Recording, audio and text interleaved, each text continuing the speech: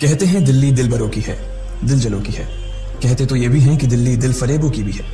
और लकी यानी कि लक्ष्मण लाल अग्रवाल में ये सारे गुण मौजूद थे। लोग उसकी शक्ल को देखकर ही कह देते थे, अबे दिल्ली से हो क्या। लकी वैसे दिखने में स्मार्ट और अट्रैक्टिव था, पर जेब से खस्ता हालत होने की वजह से रहता बेहद सिंपल तरीके से था। शर्ट का रंग उड़ा हुआ और पैंट से पैबंद जुड़ा हुआ। कहने को तो उसकी उम्र के लड़के दिल्ली की सड़कों पर रात को मोटर बाइक दौड़ाते थे, लेकिन लकी उर्फ लक्ष्मण लाल अग्रवाल सिर्फ कमरे से कॉलेज में पढ़ाई और गर्लफ्रेंड डिंपल के साथ थोड़ा वक्त बिताना, फिर कॉलेज से दुकान, दुकान से जब होम डिलीवरी आए तो वहां, और फिर घर चला जाता था। हाँ, कभी कभी जब वो किसी लड़के को खाली सड़क पर मोटर बाइक दंदनाते हुए देखता तो कहता, एक दिन अपना टाइम भी आएगा जब मैं चश्मा लगाकर बैठूंगा और पीछे डिंपल को बैठाऊंगा। देखना, जब वो मेरी कमर में अपना हाथ कसेगी और मैं तेजी से मोटरसाइकिल को इंडिया गेट के आसपास दौड़ाऊंगा तो सारे दिल्ली का दिल हम दोनों को देखकर चलेगा। दुकान में रखा हुआ बर्नॉल भी काम नहीं आएगा। लकी ने कहा और अपने हाथ में बर्नॉल की क्रीम को दबा दिया। जैसे ही उसने क्रीम को दबाया, उस क्रीम बाहर आ गई। अबे गधे, क्या कर रहा है? वो कोई स्पंज की गेंद है क्या जो उसे दबा रहा है? दुकान के मालिक ने उसे फटकारते हुए कहा और उसके सर पर एक चपत लगा दी। Sorry sir.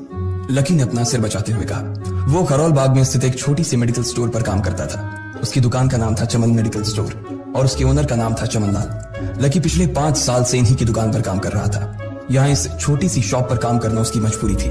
लाइफ में कंगाली की वजह से उसे कॉलेज में पढ़ाई पूरी करने के लिए पार्ट टाइम जॉब करना था। उसने कई अच्छी जगह अच्छी तनख्वाह की नौकरी ढूंढी पर नहीं मिली और वो इस मेडिकल स्टोर पर ही अटक गया। गधे, अब इसके पैसे क्या तेरा बाप भरेगा? कटेगा। इसका पैसा भी तेरी तनख्वाह से कटेगा और एमआरपी से डबल रेट में कटेगा।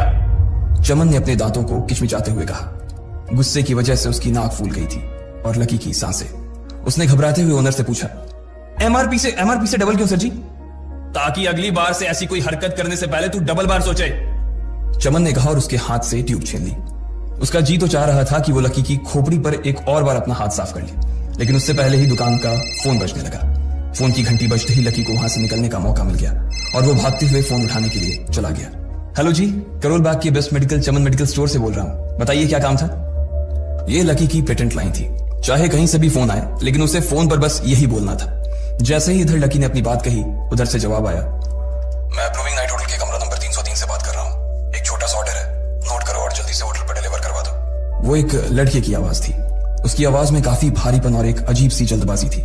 जैसे ही लकी ने वो आवाज सुनी, पता नहीं क्यों उसे वो आवाज जानी पहचानी सी लगी। जी सर, बताइए आपका क्या ऑर्डर है?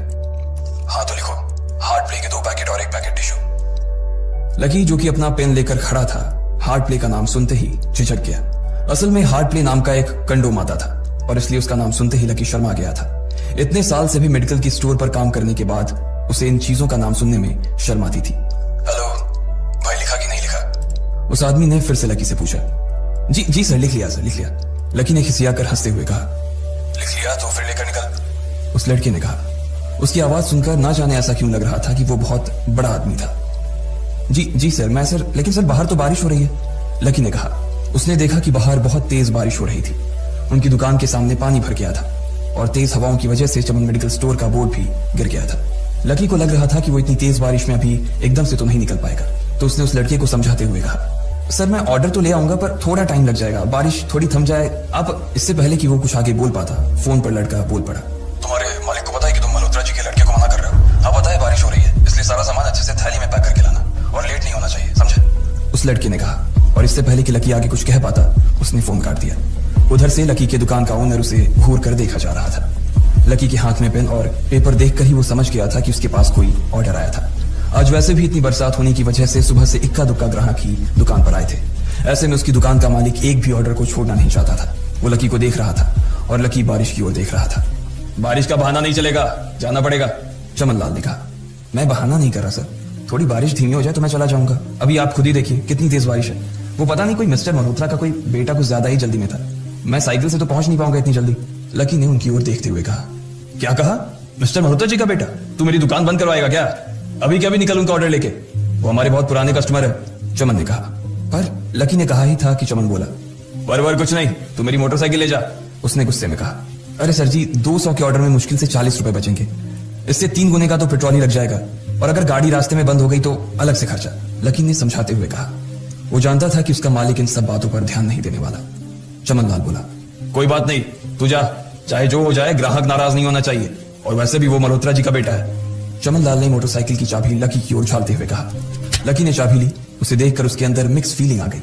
एक तो वो बहुत खुश हुआ कि बड़े दिनों बाद बाइक चलाने को मिलेगी, पर वहीं दूसरी तरफ दुखी इसलिए हुआ कि बाइक मिली भी तो ऐसी तेज बारिश में, अगर खराब हो गई तो इसकी चपत भी उसके सिर पर ही पड़ेगी।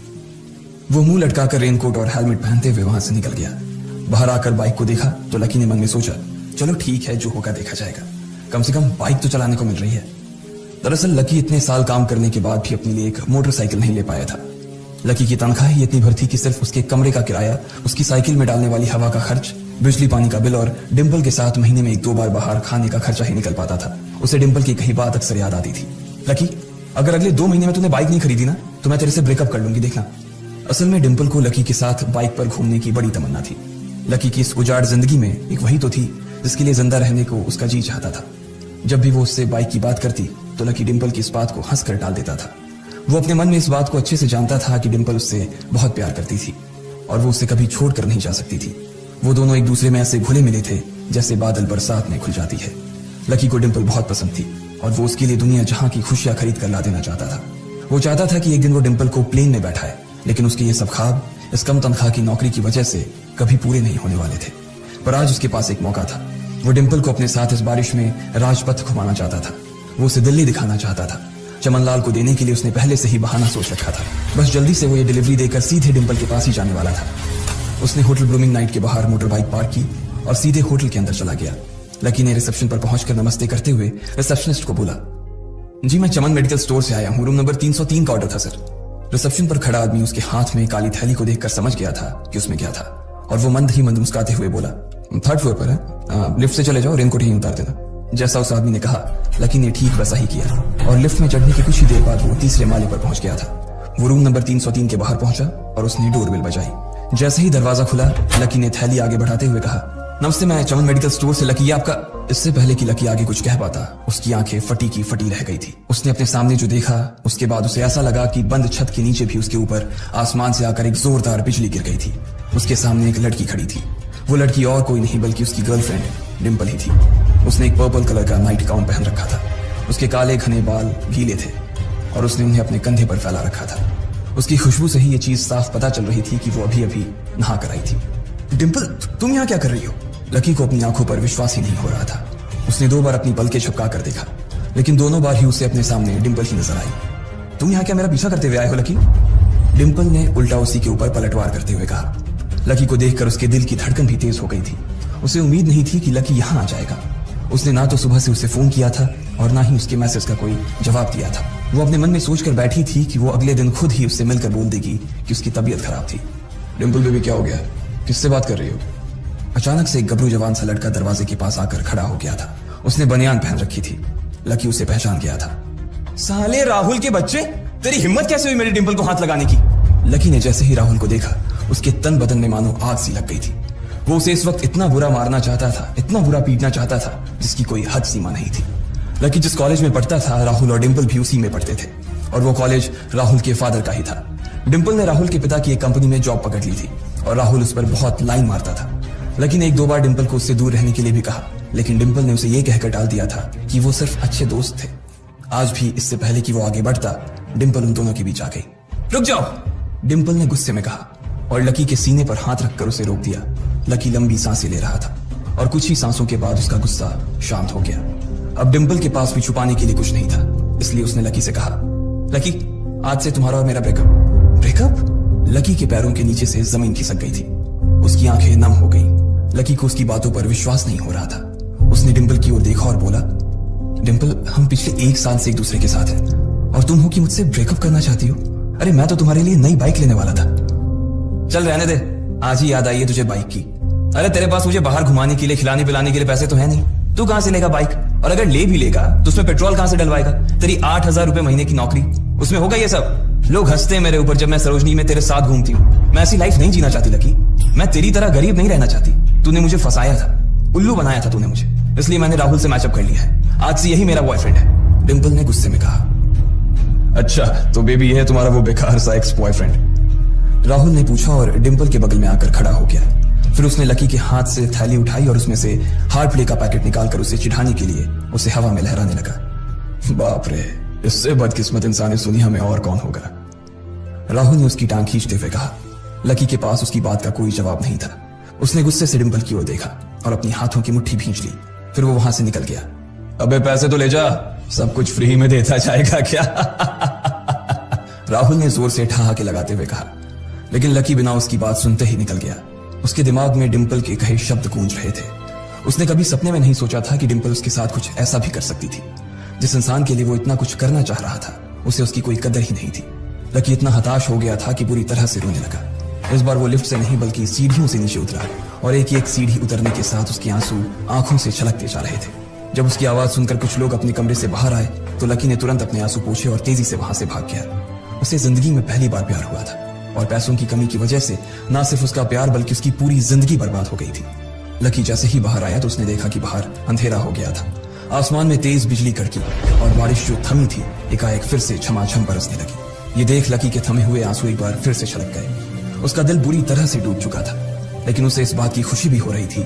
आखिर आज उसे डिंपल का असली चेहरा नजर आ गया था।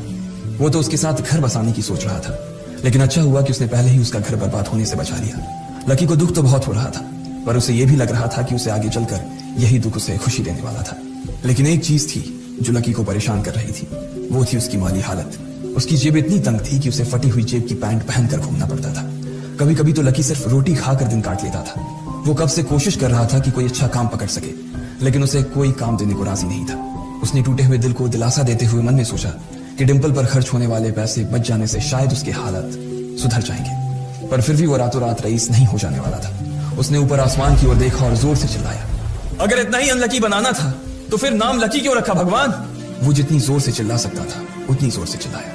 उसकी आवाज से आसपास खड़े लोग एक बार तो डर गए थे।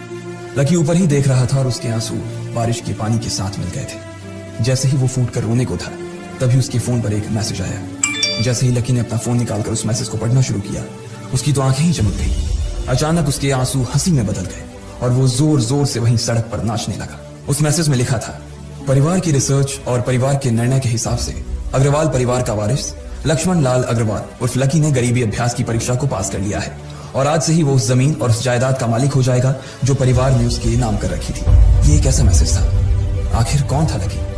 क्या थी उसकी असलियत? और वो कैसे रातों रात ही अनलकी से लकी हो गया था? इन सारे सवालों के जवाब अगर आप जानते हैं तो प्लीज कमेंट बॉक्स में कमेंट करके हमें भी बताएं।